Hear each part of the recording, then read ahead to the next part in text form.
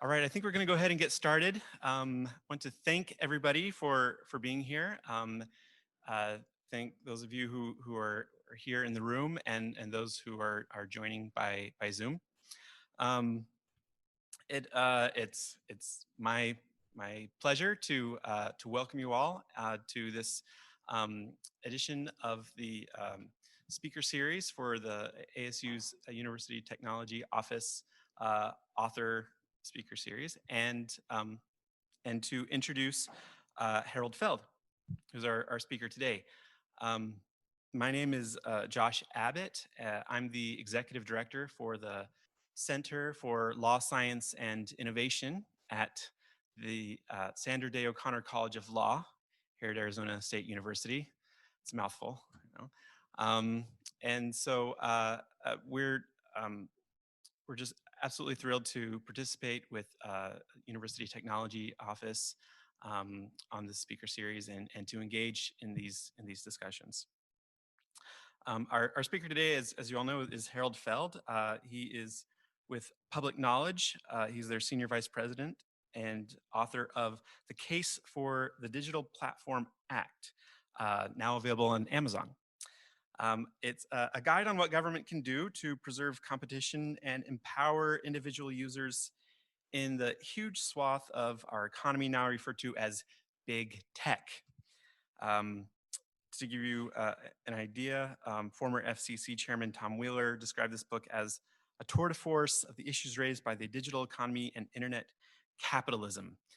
To give you a little bit of a background, Mr. Feld has for more than 20 years practiced law at the intersection of technology, broadband, media policy, both in the private sector and public interest. He did his undergraduate at Princeton, got a law degree from Boston University, and clerked on the DC Circuit Court of Appeals. He also writes the blog Tales of the Sausage Factory on media and telecom policy. Dick Durbin praised him and his blog for doing a lot of great work helping people understand how FCC decisions affect people and communities on the ground. Not an easy task, and Harold Feld is one of the few who do it and do it well. And just as an aside, for any of you who are not familiar with the work of Public Knowledge, this may give you a sense of it. Before coming to ASU, I was a lowly associate at a DC law firm that represented such clients as, Verizon, AT&T, US Telecom, CTIA, that you get the idea. And whenever we were engaged on a rulemaking proceeding at the FCC, one of my tasks was to read the public comments that had been filed, to summarize them for the partners and the clients. I've learned very quickly in that job that anytime anything came in from Public Knowledge, I was to pay especially careful attention to it, because it was always, we knew for certain, it was always going to be very well written, very well researched, very well presented, and as often as not, devastating to our clients' positions. So for that reason and many others, it's my pleasure to now welcome, please join me in welcoming Harold Feld.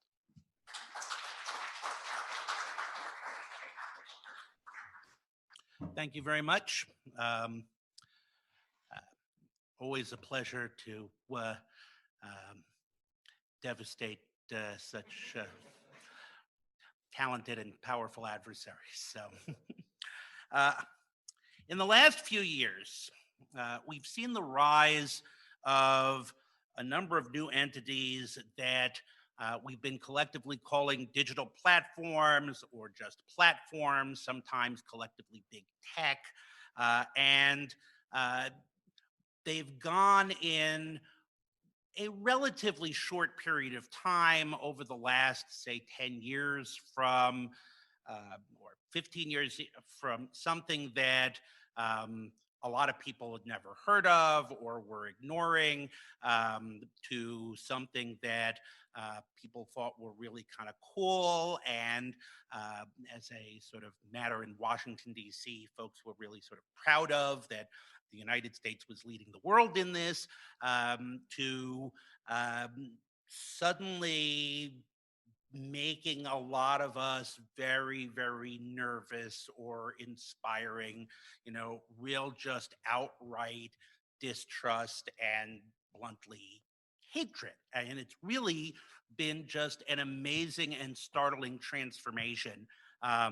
It's been like the scene in a sort of bad melodrama where you sort of turn around and say, "What happened to you, man? You changed now that you're rich. It's only about the money now." And some of these are really big. Certain names keep coming up: Amazon, Google, Facebook, and there has now been a lot of talk about what to do. Much of it um, in different silos, because there's a lot of disagreement both about the nature of the types of problems that we're seeing from these entities, whether they're really the same sorts of problems, if they're just problems that are associated with bigness, traditional antitrust problems. These are, in most cases, the largest by capitalization companies in the world. Is that really the problem, that they're just giant black holes of wealth and influence warping law and the economy around them, and that if we just broke them up like people say, like Standard Oil or like AT&T, that we would pretty much solve the problem? Is it that these are not really a sector, but that there are business model issues? That, yeah, everything's digital now. Everybody cares about privacy. Privacy is a very broad problem. Sure, maybe Facebook is a particular bad actor because they are right now leading the market in digital advertising, but it's not particularly pleasant to have your lamp, tell the company that you bought it from, transmit personal information about your home network, because it can and there's no law against it. So do we need just stronger laws of general applicability and consumer protection, as we do from time to time when there are changes in technology? Or is there really something different here? Is there a case that, as we see from time to time in changes of technology, that we have something that is genuinely new and different, um, that for particular reasons requires a sector specific regulator, like food and drugs, like financial markets, like telecommunications? And if so, what is that thing and how do we define it? Because you can't have sector specific regulation without being able to define what it is. And you can't just say, well, it's Google. Well, Google and Amazon. How is Google like Amazon? That we feel kind of instinctively that really they're kind of the same. And despite the efforts of folks like Comcast and AT&T to tell us that they're really just the same and ought to be regulated just the same, preferably not at all, that no, there really does seem to be something different. Only in Washington, D.C., do you have people who seem to be genuinely confused about what the difference is between Comcast and Google, up to and including the fact that I pay a hell of a lot more money to Comcast than I do to Google. I pay in other ways to Google, but the fact is that, as I like to say, yeah, the problem in some ways is, I hear, if you're not paying for it, you're not the customer, you're the product. With Comcast, I'm both the customer and the product. It's not a very good feeling. But so why are these different? Where does something like Netflix, which kind of feels more like a traditional cable service that happens to be delivered over the internet, than something like YouTube, which also delivers a lot of video, but feels very different from something like Netflix or Hulu? what are the distinguishing features? So what I'm going to try to do here in the next 35, 40 minutes is try to, first of all, set out a set of criteria to define why I think there's a particular sector of the economy that we can call digital platforms, why we should care about them in a very real way, not simply for their economic effect, although that too is important, but around a set of fundamental values that have traditionally guided us with regard to our communications policies that involve things like um, the concerns about democracy, concerns about fundamental fairness and non-discrimination and universal access, concerns about universal consumer protection, and why these specific values have consistently been the values that we have enshrined in public policy for communications since the Constitution was created, and also talk about the lessons of the last 125 years with regard to why this is important and where we ought to go from here, particularly lessons that we can learn from the regulation of electronic communication. And hopefully, by the time I finished, I will have made the case for the Digital Platform Act. So first, the question that I always say is the first important question of public policy is, why do we care?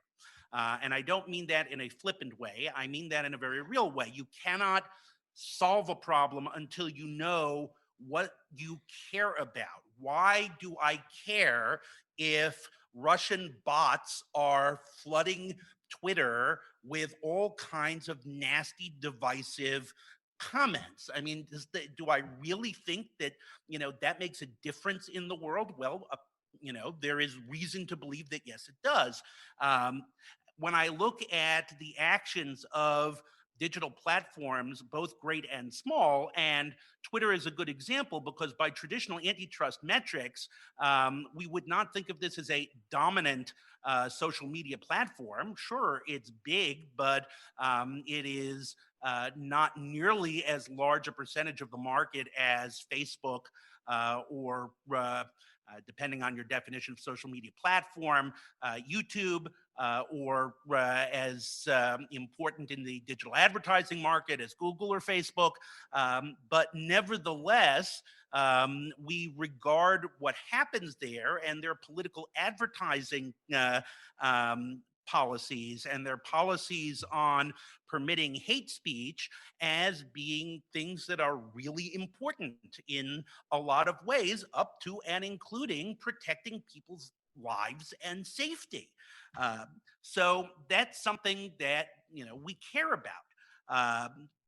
The fact that when Amazon makes a decision about its policies that can impact thousands of small businesses, that YouTube making a unilateral decision about its monetization policies can literally bankrupt tens of thousands of independent creators, are all reasons why we care about the enormous power that is being generated by these digital platforms.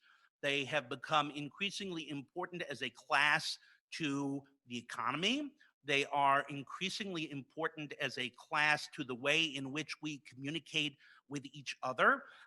And they are like many technologies that relate to speech, infiltrating into and penetrating our lives. And a lot of these are segmented in ways that, again, don't rely on traditional antitrust metrics. How many people here have used Discord?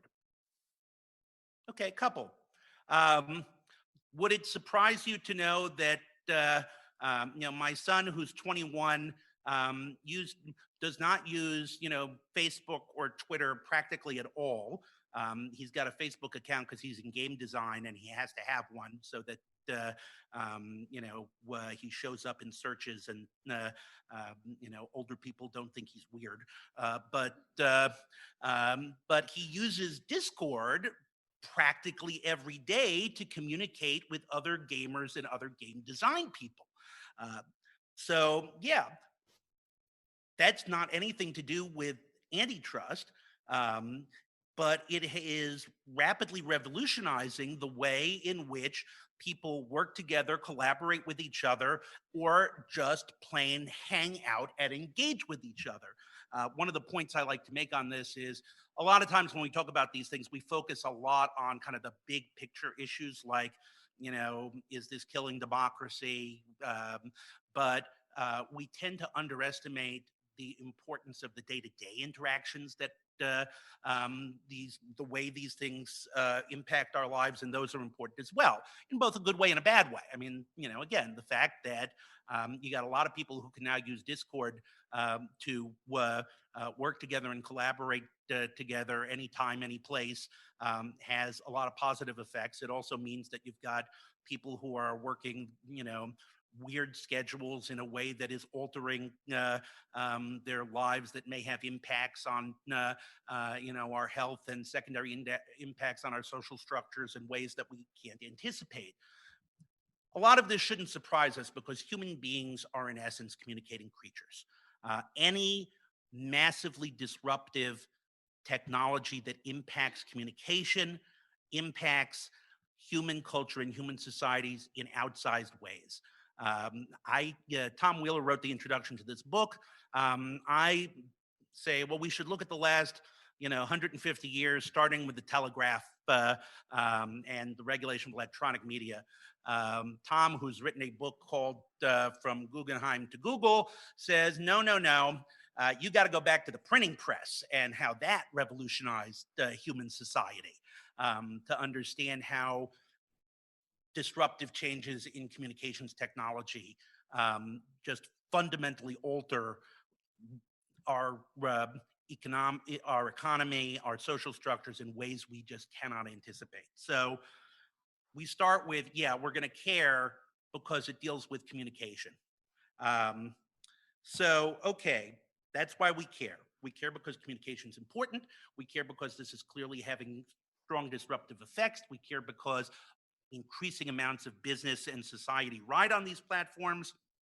Now that I care, what the hell is it? That turns out to be a challenge to define. But in the last year, a number of folks, myself included, since I'm not an economist, I'm glad to see that a number of the folks who have come to similar conclusions are economists, have come to a set of similar conclusions in defining what a digital platform is. And while there is not yet complete consensus on what this means, people generally agree that we're looking at the following traits. First, it's a service that is delivered through the internet. That has a lot of implications. I was asked by somebody, well, why isn't WeWork a platform? I'm like, because it doesn't, WeWork is basically something that uses the internet as an input, but it's basically about sharing space, which means you don't get the savings from a pre-built, instantaneous global distribution network. You don't get the fact that primary information that you're going to use and manipulate is digitized and therefore can be used in multiple different ways. You don't get certain aspects of the two-sided and multi-sided market platform. It changes your incentives and your cost structures.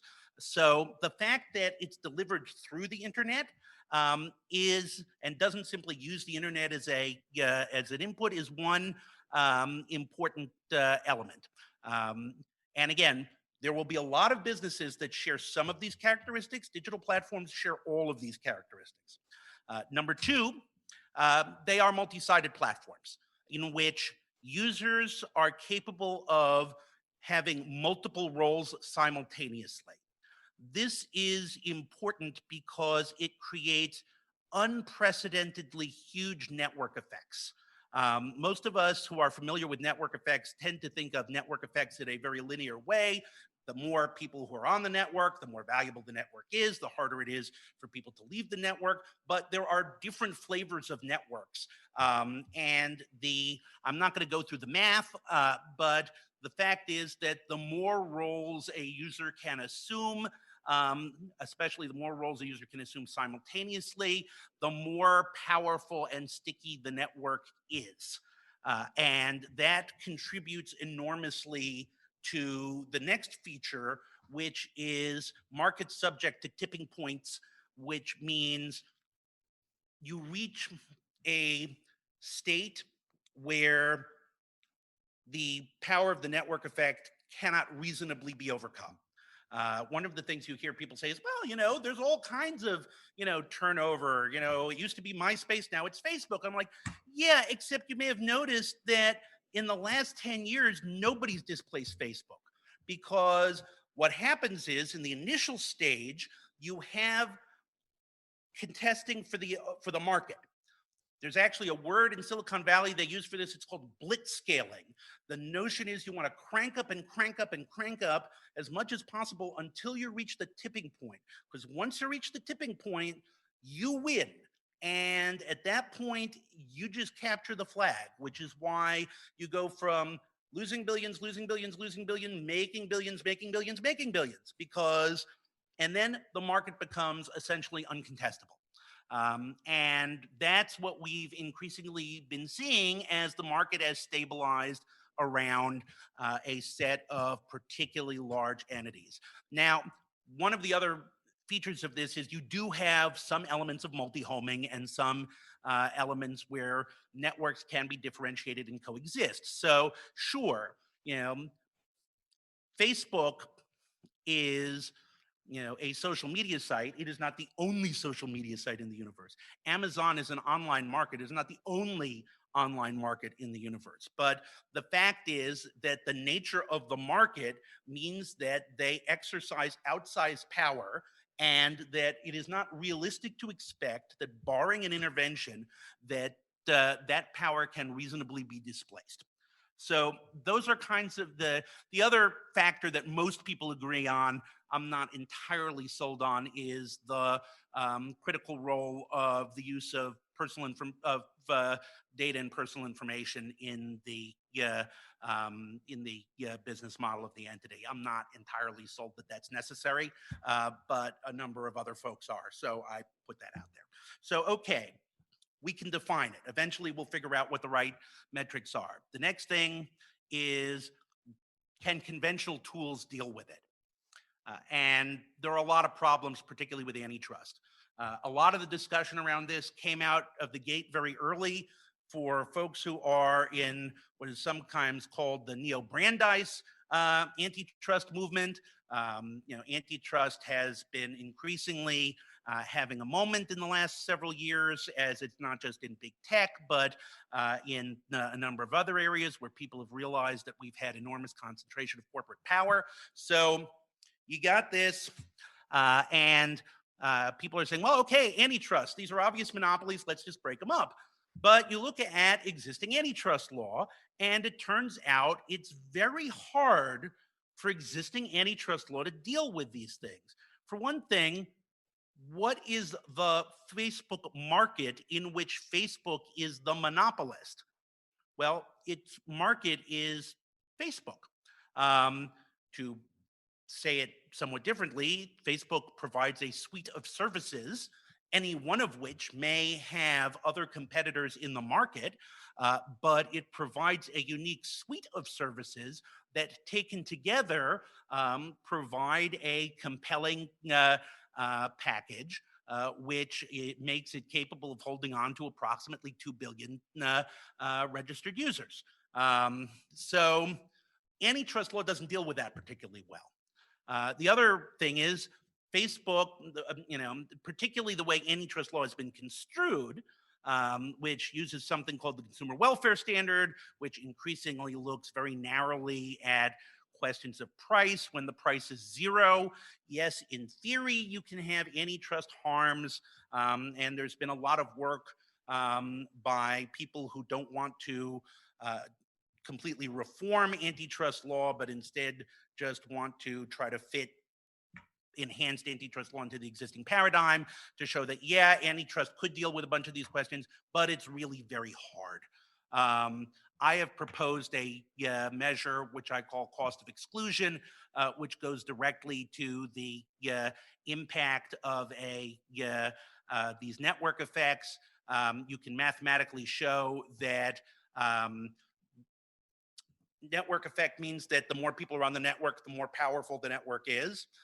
It is also the case that you reach a point at which that effect diminishes. So the if 50% of the relative of the potential market is on the network, adding more people provides a lot less value to the people who are already on the network. Adding another percentage point doesn't, but it has disproportionate impact on those who are excluded, because suddenly the number of people they cannot reach because they're on the network is is increasing, and the number of people they can still reach is significantly decreasing. So, we can say, okay, let's measure dominance in a new way. Let's just say if you wouldn't want to risk being kicked off the network, then because that would cost too much in however we want to measure cost, then let's call that dominant and not worry about a market definition. So, there are ways we could try to measure it, but a lot of the tools don't fit in traditional antitrust law. Antitrust law is not designed to protect people from fake news. Antitrust law is not designed to protect people from hate speech. Antitrust law is not designed to protect people from revenge porn. And the two worst things that we've seen these days, in my view, from policy, have been the effort to make copyright outsized, because copyright is a big club that people can use. So suddenly when people want to protect privacy or go after revenge porn or any of these other things, it's like, hey, let's see if we can expand copyright to do that, because what the hell, copyright seems to be a magic thing that is infinitely expansive. And the other is now the reverse of, well, antitrust seems to be the one form of regulation that people in Washington are potentially interested in, even Republicans. So, okay, fine, let's try to expand antitrust. It's a huge mistake. It ends up breaking the actual substantive law, and it doesn't create the results that you want to create. So it's not, antitrust alone isn't going to solve our problems. And the problems, as I've said, the sector is unique. It you know if even if you do break up these companies, you have what I call the starfish problem, which is this: as I said earlier, the structure of the economics drives towards concentration. If you tear up a starfish, that doesn't kill the starfish. What actually happens is the starfish grows back. In fact, sometimes the different pieces of the starfish grow back so that you have two starfish instead of one starfish. So let's pretend we do let's rip up WhatsApp, Instagram, and Facebook. So next day, all of them are still going to have their 2 billion registered subscribers. There's no way to geographically break them up the way we did with Standard Oil. And when we broke up AT&T, one of the things we did was AT&T, the long distance company, still had all of its long distance subscribers the next day. So yeah, they're all still going to be big. So what's going to happen? Well, okay, first of all, we're going to have some mechanism that keeps them from coming back together again. We'll say, fine, antitrust law can do that at least for a little while. But does it mean we're just going to have 3 dominant platforms, one for, what Instagram does, one for what WhatsApp does, and one for what Facebook does? And they will do what a lot of these monopolists do, which is just stay in their lane and tacitly agree not to compete with each other? Or will we, so that we end up with 3 dominant firms? Or, will they find after a while ways to come back together the way AT&T did when we started deregulating the communications world? So again, even if we said antitrust is going to solve a bunch of these problems, and I do believe that antitrust is important and it has a role in this, we still are going to need a sector specific regulator to deal with these issues.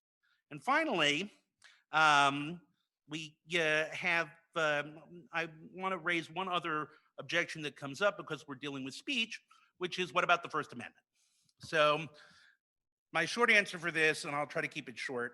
I always start out wondering how I'm going to fill up the time, and then I'm wondering how I'm going to shut up and get to everything I want to get to. But my short answer is you can't ignore the First Amendment, which is what a lot of people want to do. And at the same time, it's not a showstopper the way a lot of people think it is. We have a lot of history about how we regulate um, in areas of speech that is directly threatening, that where the speech undermines important government interests, and by that I mean not just the direct interest of the federal government as the federal government. I mean the interest of the federal government in protecting democracy or in empowering people to protect themselves from unwanted speech. We have an anti-robocall law, which is constitutional because you are allowed.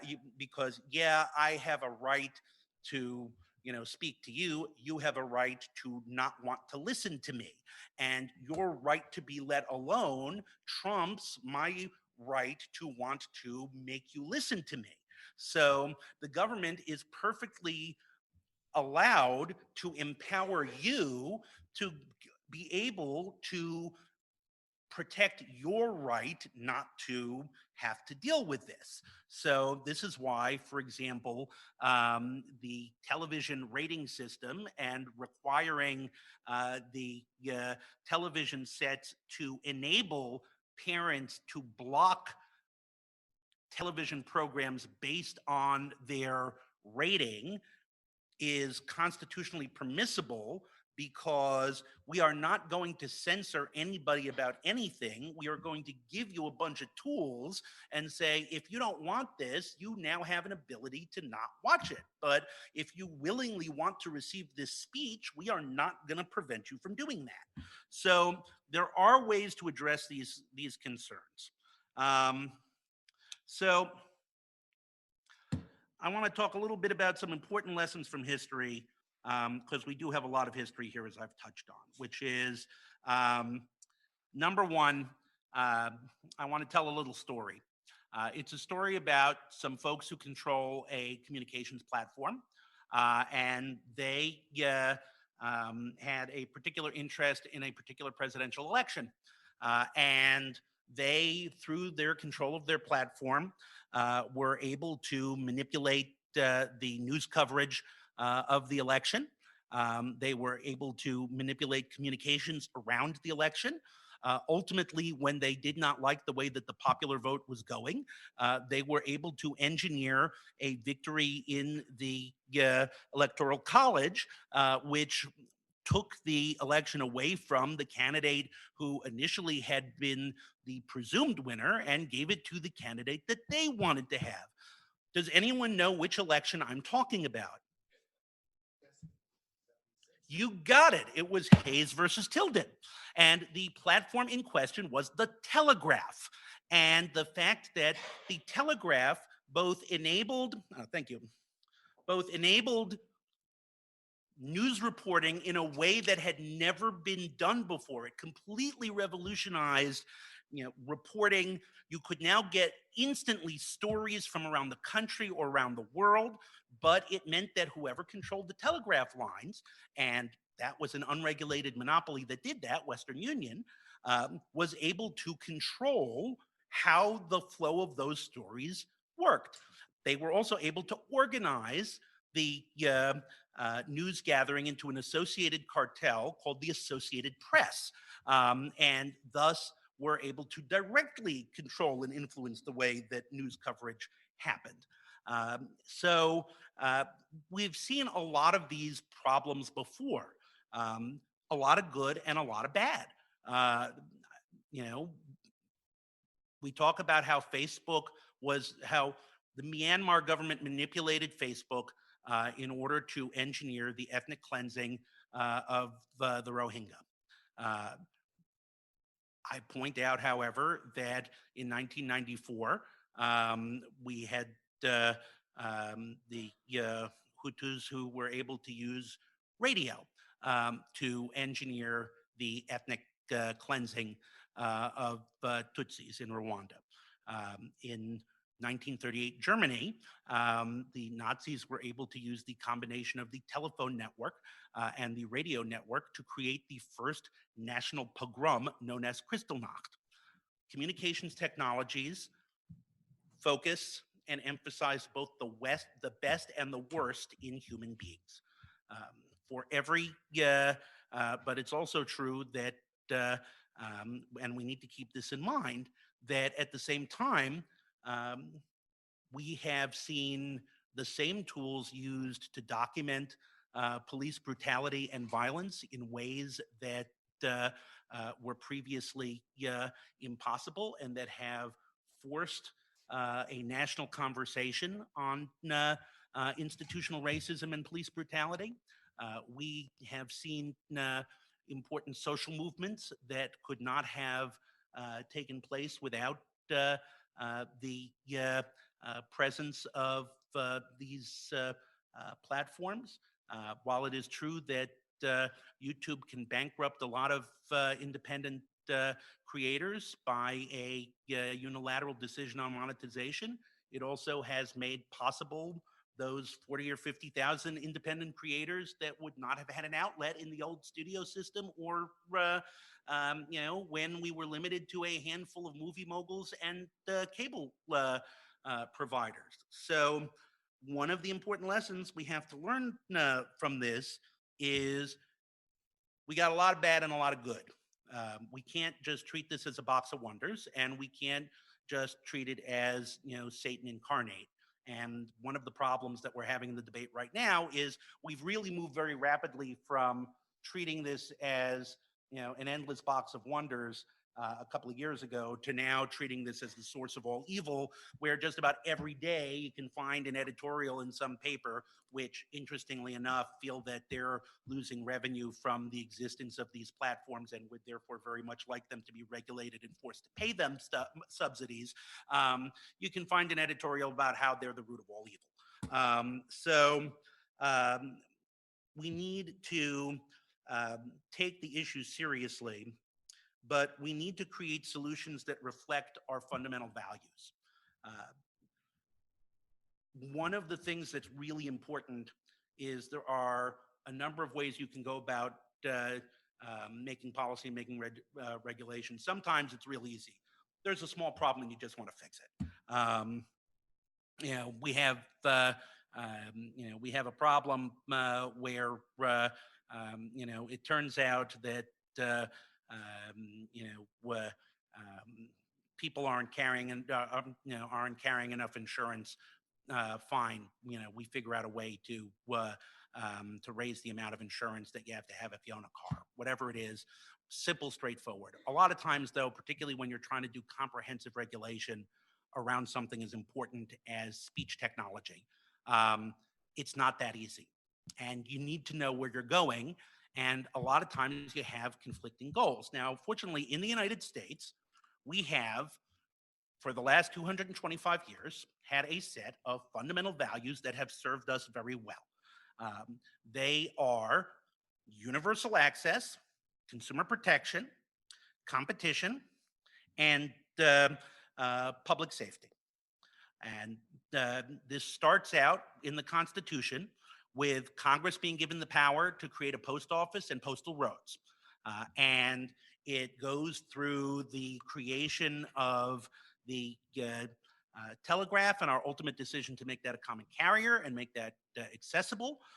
It goes to our regulation of electronic media over time, where we have a set of different values around fundamental fairness, around protecting democracy, around not just a First Amendment idea of no government censorship, but also a First Amendment idea of encouraging civic discourse and diverse sources of news as necessary for self-governance.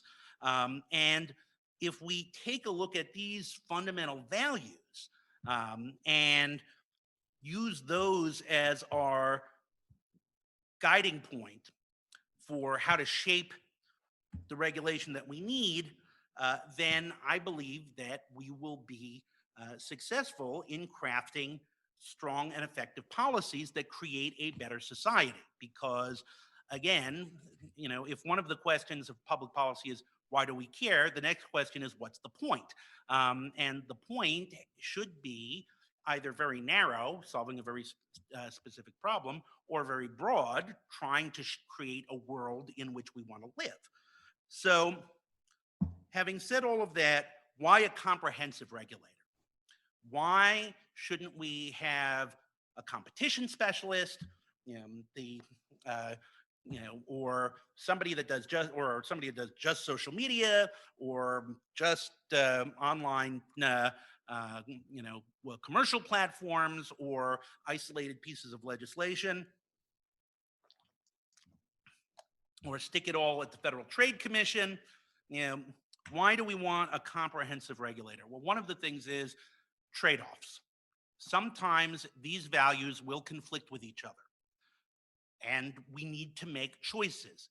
God knows, I wish it were possible, for life to be, easy and straightforward, and for us always to have the best of everything in the best of all possible worlds. But sadly, as somebody who lives and works in the sausage factory and does this every day, even if you blow by, the self-interest and corruption and everything else that is definitely there, and you look at the people who are actually genuinely trying to do what they think is the right thing, you have a bunch of choices. Sometimes what will be best for competition is not as good for consumer protection. Sometimes what is good for consumer protection or for, particularly things like protecting, monitoring harmful speech and hate groups is bad for competition. And people who are opposed to any kind of regulation love to point this out as if that were the showstopper. And I'm like, yeah, but you know what? Life is like that all the time. And adults learn to make those trade-offs even in our daily lives. And public policy often has to make the same kind of trade-offs. And when that happens, you need to have one regulator that's empowered to sit there and weigh the balance and figure out what is the best way to balance these competing interests. Now, that doesn't mean they're always going to get it right. It doesn't mean that they don't develop over time certain sets of institutional biases. That's a part hopefully I'll get to later. But the fact is that it means that you can't split this up into a bunch of different agencies going in a bunch of different directions. The other problem is that you will have new problems and unforeseen problems, and you want to have developed expertise and not have this lost in the crowd. When we did the 1996 Telecommunications Act, one of the big things we did was something called number portability, which makes it possible to move your phone number from one carrier to another. Just about everybody who studied this agreed that this was huge for promoting competition phone uh, for phone services, to a point where we don't even think anymore about voice service as being a separate thing that people compete on. You just take your phone number with you wherever you want to go. But so one of the things that the FCC did when it was implementing this was to make it as absolutely as easy as possible to move your phone number. The problem then became that there were a lot of scammers out there. And we invented a whole new problem called slamming that did not exist prior to 1997. Slamming was the practice of people pretending that you had given consent to change your long distance carrier from one carrier to another. And sometimes they would do things like call you up and pretend to be taking a survey or something, where you'd say, you'd be like, is this Mr. Smith? Yes. And then it would be, on the recording would be, do you consent to transferring to fly by night uh, long distance company? Yes. And you wouldn't know until you got your bill the next month that you'd been switched and you had this huge. So that was slamming. So fortunately, since the FCC existed and had broad comprehensive powers to deal with it, it didn't have to go back to Congress and try to get permission to change things and work something new. It was able to say, yeah, okay, we kind of need to, figure out how to solve this. So one solution we're going to have is we're going to make the phone companies actually responsible for verifying this before they accept the change. So let's put the people who are in the best position to deal with it and who can afford to take the hit be responsible for the financial damage. Turned out that worked real well. So yeah, you want a comprehensive regulator that is able to respond to the unexpected. And finally, you want to not be lost in the crowd. One of the important lessons that we learned from how the Consumer Financial Protection Bureau came into existence was we eliminated something called Glass-Steagall in 1999, and functions that had been done with regard to consumer protection and privacy were put in at the FTC along with everything else the FTC does. And frankly, the FTC did not do a very good job of it. It was one thing among all the other things that the FTC does. And, other functions were scattered in different banking agencies that were focused on banking, not on consumers. So along came this woman named Elizabeth Warren who said, hey, you know what? If we actually want to protect consumers, we need a specialized agency that has broad powers and authority and expertise in these consumer oriented financial instruments in order and a mission that is solely focused on protecting consumers, not distracted by a lot of other stuff, and not with a primary goal of promoting and protecting the banking industry and also kind of looking out for consumers. And that was very important in making that work. That's something that a sector specific regulator can do, which trying to put this into a kind of laws of general applicability and general regulation cannot. So, for all of these reasons, I think we need a comprehensive statute that bears similarities to the Communications Act, but a lot of differences too. Because just as there are important lessons we can draw from the past, if we just cut and paste, it'll be a disaster.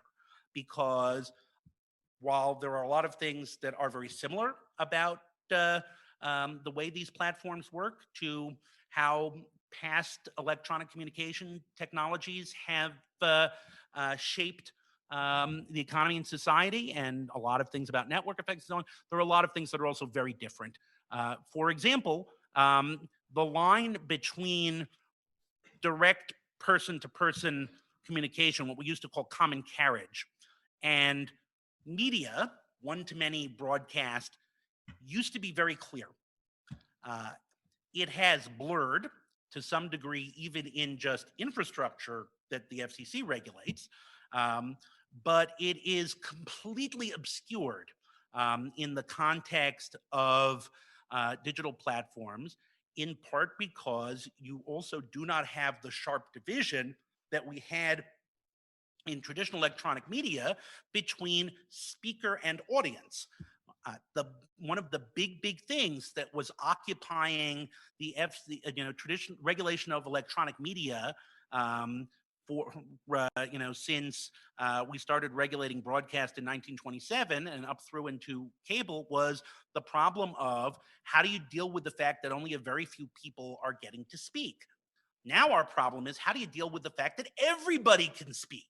And suddenly there's no way to know who's, real. And, on the internet, nobody knows you're a dog is great when you are activists trying to, expose corruption, and great when you're the one, gay person in your small town in, an intolerant spot in in the country, and you're trying to connect with other gay people, and want to expose very personal things as you explore your identity in a hostile environment.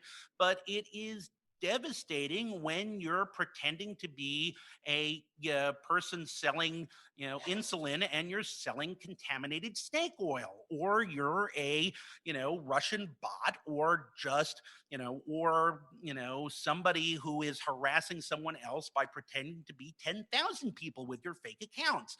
Uh, Very different problem from the traditional gatekeeper problem.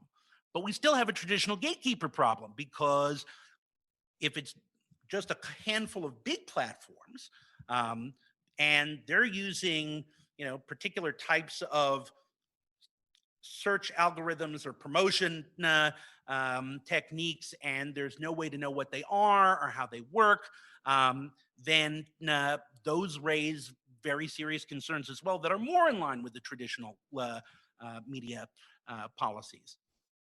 Common carriage is the traditional solution for the one-to-one, um, uh, you know, uh, communications. Internet, we've talked about net neutrality for a long time, and that's basically a form of common carriage. The idea is, I sit down, I've got my internet connection. I don't want the internet provider to be making the decisions for me about where I go or what I see, or deciding that, wouldn't it be great if something came in much better and something else came in much worse. No, I just want you to do your freaking job, take my information and deliver it somewhere else, take the information that I want and bring it back to me. I'll take care of the stuff that I want. So when they started whining about search neutrality, I was like, okay, yeah, that's just bogus.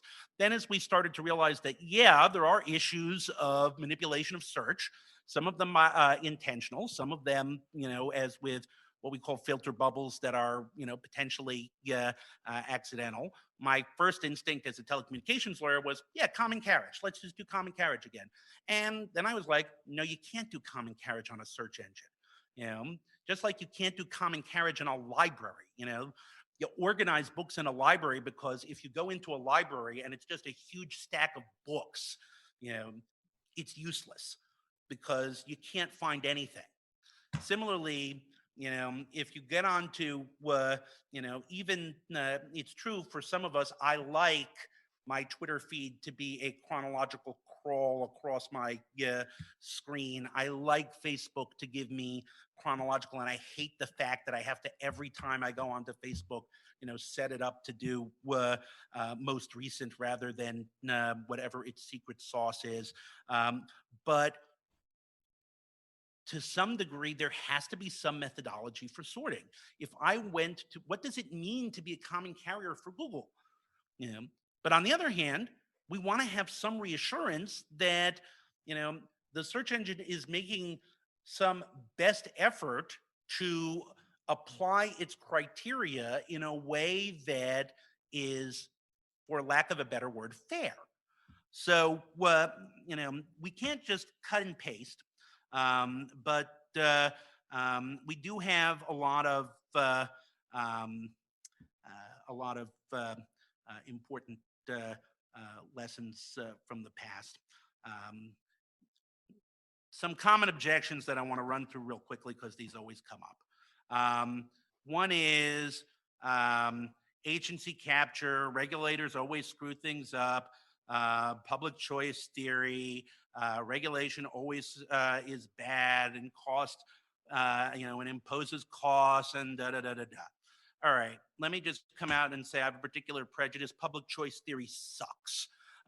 It is, public choice theorists like to say they're public policy without romance. I like to say, no, you're just public policy with deep cynicism and no actual analysis, as demonstrated by the fact that you absolutely refuse to apply the same rational actor principles to the private sector. Because for some reason, you're the individual decision makers make the decisions that are in their own personal best interest rather than in the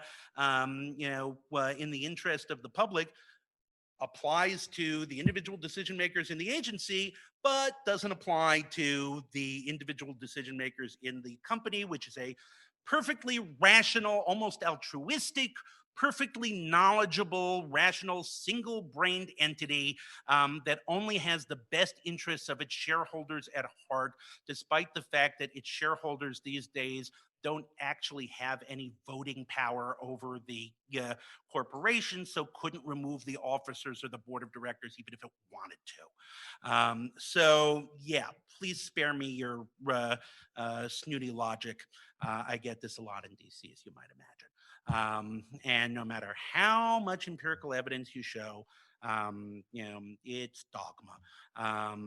So, you know, but some of the criticisms actually have some relevance. There are concerns about agency capture. You can't, get away from it, particularly this administration is the textbook of so what happens when the bad guys take over the government.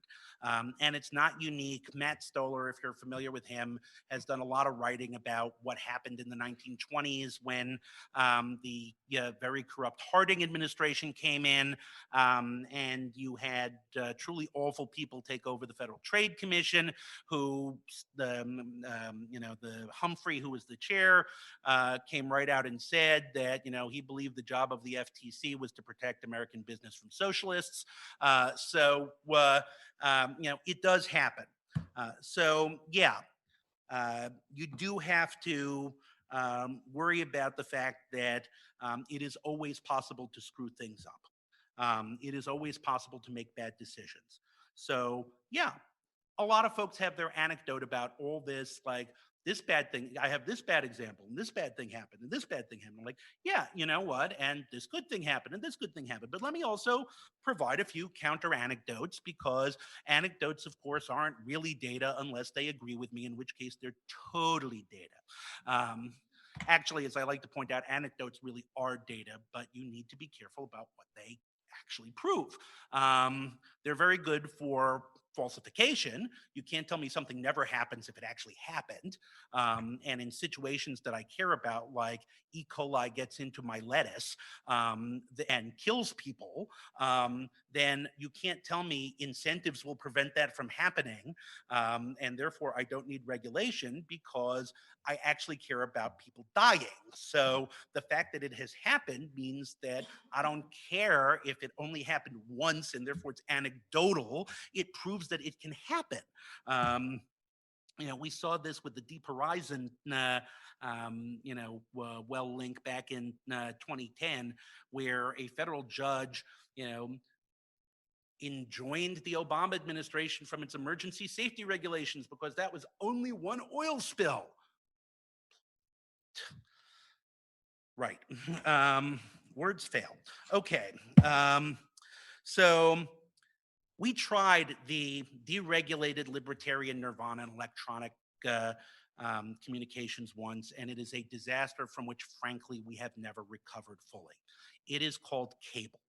In 1984, at the height of the Reagan Revolution, Congress passed the 1984 Cable Act, which, other than the Cable Privacy Act, which was really good because members of Congress did not want their constituents to know that they were watching dirty movies.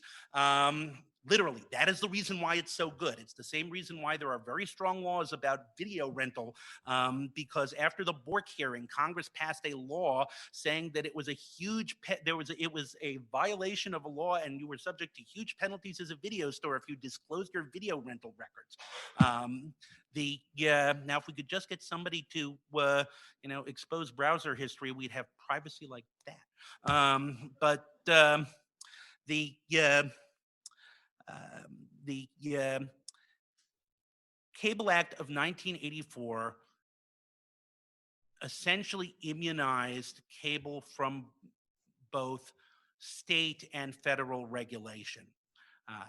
And the result was the creation of the monopoly structure that we know and love today. Um, the the 1992, it was so awful that a mere 8 years later, Congress passed the 1992 Cable Competition and Consumer Protection Act, which radically re-regulated cable in a number of ways, up to and including the last time that we ever had price controls. So, yeah, but even that proved not to be enough to fully stem the tide, and we are still living with that, with the repercussions of that decision, because the reason why our broadband market is a horribly concentrated monopoly market is because cable remained the wireline monopoly provider, and they won the tug of war between the telephone companies over who was going to be the monopoly broadband provider. So yeah, we've done the no regulation thing. What we have here is really a trade-off. It's not like there's no regulation. It's who's going to make the rules. Because remember, part of our problem with this sector is it tends to concentration. So it's not like grocery stores. It's not like everything else that tends to function okay without, active conspiracies to monopolize. The natural result of the economics in these market sectors is to drive towards concentration. Also, they are too damn important. Everybody saw what happened out in California with the wildfires. Marin County, one of the richest, techiest places in the world, had its technology, had its communications infrastructure nuked back to the Stone Age at the height of wildfires. It was unable for people to communicate with each other, to get emergency alert updates, never mind, communicate with family and friends to let them know whether or not they were safe. And why? Because we have completely deregulated our communications infrastructure. So, no backup power. Who needs backup power? Who needs resiliency? Who needs to make sure that things work? We had a more than 24-hour outage impacting 23 states, shutting down all communication from Centurylink in December of 2018. Why? Because of one screwed up network card. And what was the consequence of that? So, yeah, you deregulate your critical infrastructure, it crashes. Trade offs. So, yes, you can always do things badly, but the solution is not no regulation. The solution is you design for resiliency. You have state regulation as a complement. You have antitrust as a complement. You have private rights of action as a complement, so that if you have an administration that is as thoroughly captured as this one, you still can have some relief.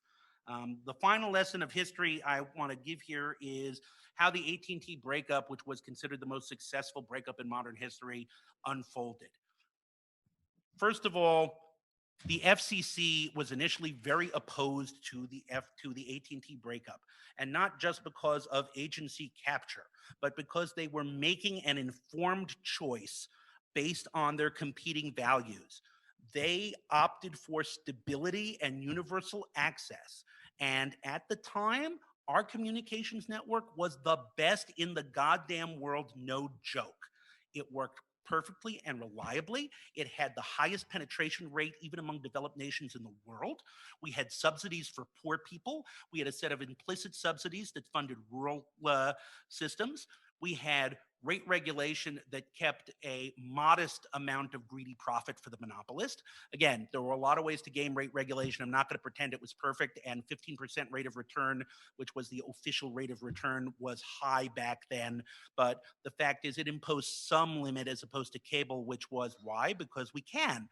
So, there were trade-offs, and the FCC saw its mission as preserving those features of the system, as against the DOJ antitrust division, which believed in the virtues of competition. Over time, however, the FCC began to believe that you could have competition, particularly in some segments of the market, which would give you both the benefits of competition, but you still needed regulation to preserve stability.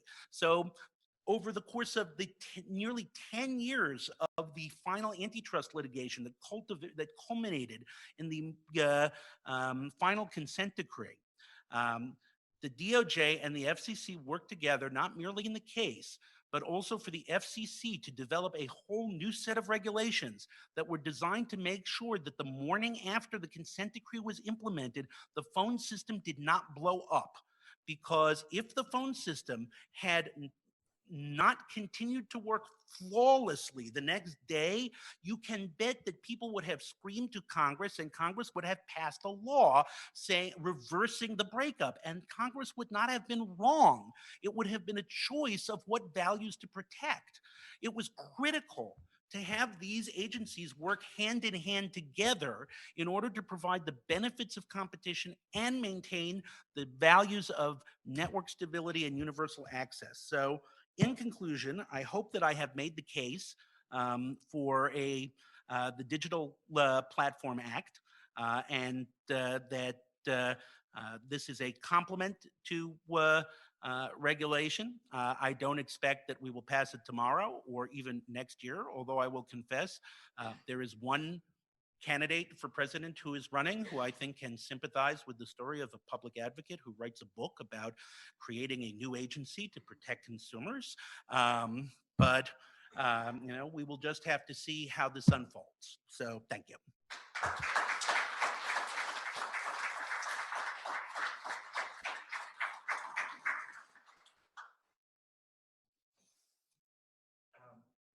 So we have some time for questions. I believe, right? Oh, perfect.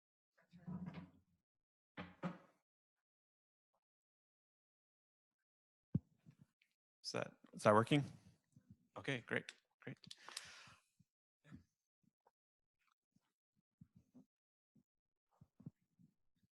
Thanks, Harold.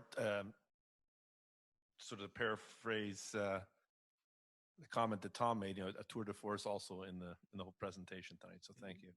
I wanted to invite you to just say a word or two about privacy, and a lot of the conversation in terms of exposing the critique. I think there's a lot of consensus on the nature of the critique, and you've offered, a framework for trying to create a specialized agency to deal with the digital platform piece. But I wanted to ask you about privacy more generally. And a number of authors and scholars have sort of pointed to kind of the European GDPR or the CSPP, the California privacy, as a kind of way to implement, just as the phone company says, I don't want, phone companies regulated to make sure that I can say no thank you to spammers, that I have a right to be forgotten in the online world. But what's your take about kind of how to help advance privacy in the current context, and maybe just a word or two about how you sort of see it in your world, the world of a digital platform act? Yeah, I think the privacy problem is very hard. First of all, it's much more extensive than a lot of people tend to think. I often point out, people probably hate Google a little too much, and they don't hate data brokers nearly enough. In fact, most people are probably don't even know about data brokers, but data brokers are basically the tapeworms of the parasites of the privacy world. But I think both GDPR and the California Privacy Act are important first steps. In something as complicated as this, particularly when we're trying to do a really comprehensive baseline privacy law, we're going to have to be prepared to do a lot of learning. There are going to be a lot of, the fact is, whenever you try to do something like this, there will be unintended consequences that we will have to address. That's just how a complicated universe works. And we should therefore not take unintended consequences as a sign of failure, but as something that we need to address as they arise. Similarly, we should expect that many of these companies employ very clever lawyers, and they will come up with the new ways to get around these laws. I think that what we need to do is be thinking in multiple levels. For example, I've put out a proposal that we ought to impose a sales tax on the sale of personal information, including the indirect sale of personal information through targeted advertising. And it ought to be really high, like we do with a cigarette tax. So, make it 30 or 40%. And that will curtail the people who are just collecting information because it's cheap and easy to do, which creates a huge hazard because it creates these huge pools of personal information that are poorly guarded and that are poorly regulated in a way that nobody knows where this stuff is going. It will not get in the way of a lot of the good stuff that people talk about, like research or whatever. You'll still be able to do your collected research. You'll still be able to, do your internal stuff. You'll still be able to make your recommendations. But you'll still even be able to use it for a whole bunch of, advertising, just not for the creepy targeted advertising stuff. So, I think we need to start thinking in more novel ways, and particularly in novel ways that don't put the burden on the consumer. We don't, you know, we don't require people in product liability cases to be engineers and, we will give you, 15 minutes to examine the product before you purchase it. And if you do and don't find the defect, or if you decline to take advantage of that, then you waive any claim when this thing blows up in your face. We don't expect people to be able to do that, but for some reason we expect everybody to be, a really awesome technologist and privacy lawyer when it comes to dealing with managing their personal information. And that's just bullshit. Sorry, I meant malarkey.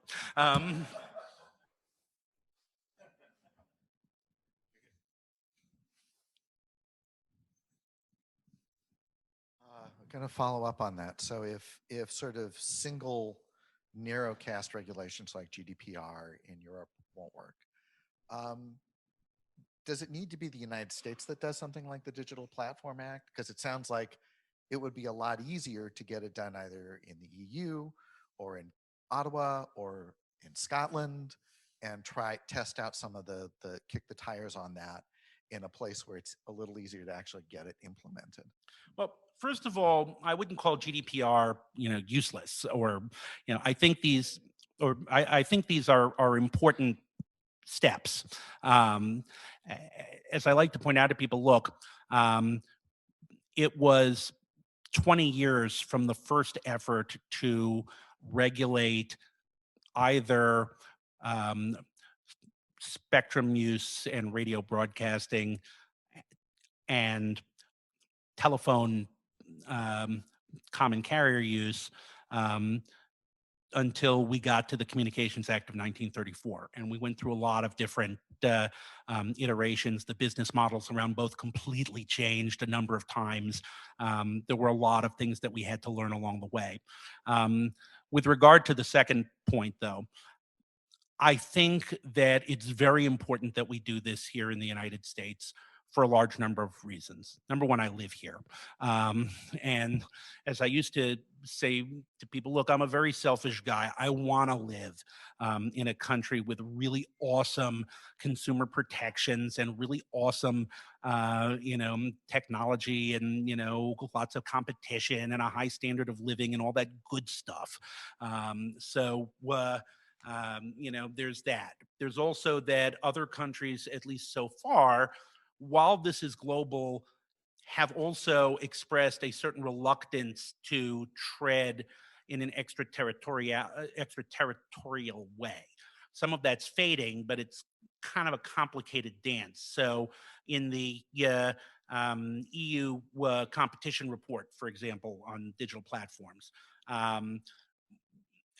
or I think it might have been the UK report. It was one of those.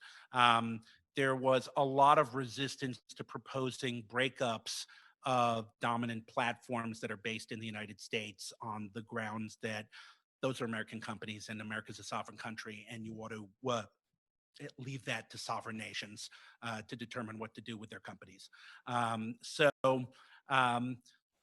lastly, and I think most importantly, we have a particular and distinct set of values that I think are important. It's not that they're inherently superior to other countries, but they are different. And our idea about First Amendment and free expression is somewhat different from the human rights framework that is employed in the European Union. And some people might think that's better, some people might think that's worse. The competition frameworks that we use are somewhat different. Again, some people might think that's an improvement. But the fact is that if we prefer to have our values, which, as I say, I believe have served us very well for 225 years, guide our policies, then we should step up and develop the policy. Um, Finally, I have to say, um, I like to tell people, look, if I limited myself to what people thought was possible, I'd never get anything done. So, yeah, I know this seems horribly unlikely, but I will also say it seems a lot more likely now than it did even a year and a half ago when I first started to write the book and was bouncing this idea off people. They looked at me like I was a crazy guy. What, you're going to talk about a comprehensive act and you're talking about an agency? That's crazy talk, man. Now it's not crazy talk. It's not necessarily where people are going yet, but at least it's not crazy talk. So, you know, things are changing, things are moving, and I don't. I don't think that it's unreasonable to believe that we can, over time, develop these policies here in the United States.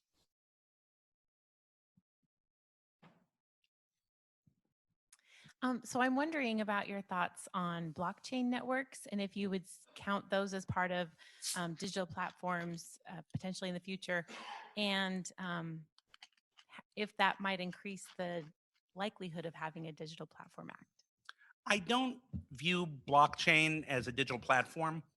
Um, for one thing, blockchain is a particular type of technology. It's not a specific business entity that whose conduct needs to be regulated. It's a tool that is employed by any number of a wide number of entities. And the cost structures are entirely different, and the incentives of those who use them are entirely different. So I don't think they're amenable to the same analysis.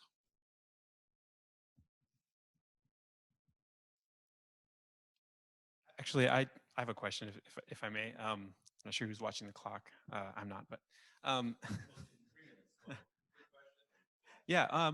One question I have is, one perhaps difference between today and technologies, in the past that we've seen, is the extent of the international interconnection, both for content and communication on various types of platforms. Um, to what extent, well, and I should say, and along with that, several people have pointed out or argued that this has been has contributed to an erosion of sovereignty, right, of various states, and for depending on the state, that may be good or a bad thing, depending on your view. But to what extent do you think that present day reality could, I don't know, inhibit or limit the effectiveness of these kinds of proposals for a comprehensive regulator whose jurisdiction is limited, but in a world where jurisdiction matters maybe less and less? Uh, I think that we go through this, and they talk about this in the book. We kind of go through this every 40 or 50 years, um, and they're all international. And while the international nature of the telegraph may seem jokingly primitive to us today, it was going from nothing to something, and it blew everyone's mind. Um, Walt Whitman wrote a poem called "The Network," which is really cool to read, especially this delightful hymn about how now that everybody could talk to each other across the globe and traveled everywhere across the globe. We would no longer have war and oppression because everybody would know and see each other and see that we're all human beings together. The World Radio Conference and the International Telecommunications Union started before the UN because turned out radio waves required international coordination and that the telephone network needed international coordination to work. China seems to have found a way to beat the global nature of the internet. And Iran shut off its internet recently for a couple of days, and nobody, once that was a big deal, nobody seems to have hiccuped much these days. Oh yeah, Iran shut off their internet and killed a whole bunch of people. Sucks to be them, I guess.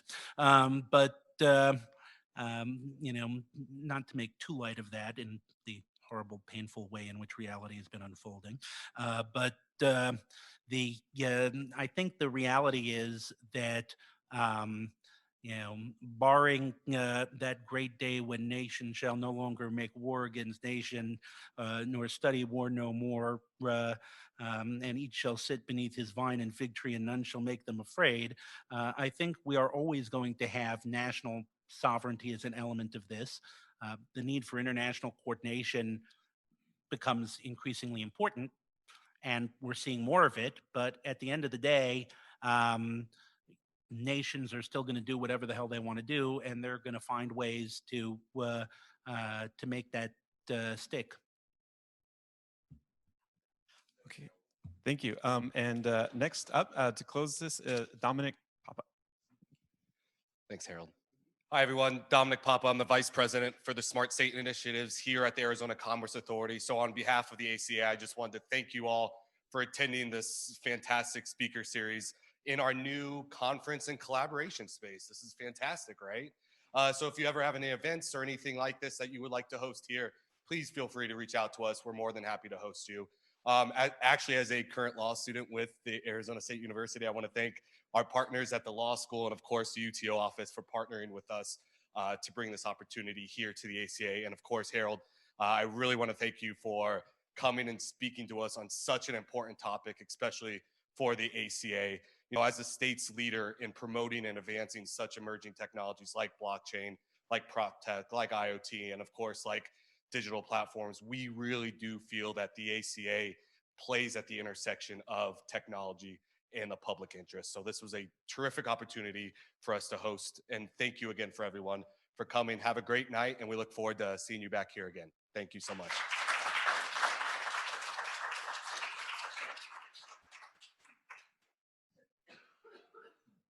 The recording has